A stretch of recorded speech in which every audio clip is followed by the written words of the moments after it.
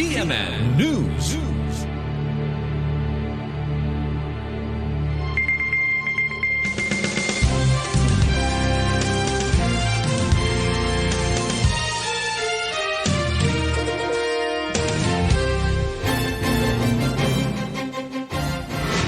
CNN Live Nationwide. Magandang umaga riyan, magandang umaga Pilipinas.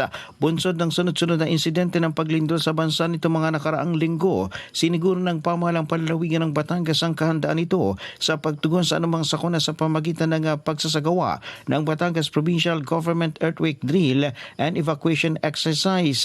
Isinagawa ang aktibidad alinsunod sa Resolution number 10 na nag-aata sa lahat ng opisina sa loob ng Provincial Capital Compound na magsagawa ng regular na earthquake drill upang mapalakas ang kahandaan at koordinasyon ng mga kawani sa oras ng kalamidad. Ang pagsasanay bahagi ng direktiba ni Batangas Governor Vilma Santos Recto na tiyaking handa ang lahat ng empleyado ng pamahalang palalawigan sa pagtugon sa mga emergency situations, partikular na ang responders at safety officers na dumaan sa mga pagsasanay ng Batangas Provincial Disaster Risk Reduction and Management Office.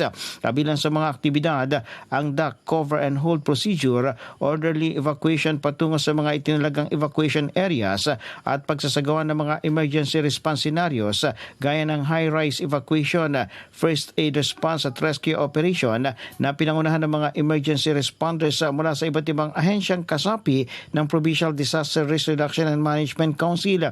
Kasabay nito inatasan din ni Governor Santos Recto ang Provincial Engineering Office na isagawa ang structural integrity inspection ng mga gusali sa loob ng Kapitolyo upang matiyak na ligtas at matibay ang mga ito sakaling maranasan ang tinatawag na dabiguan.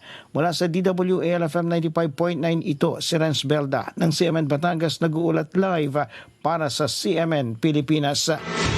CNN Live Nationwide.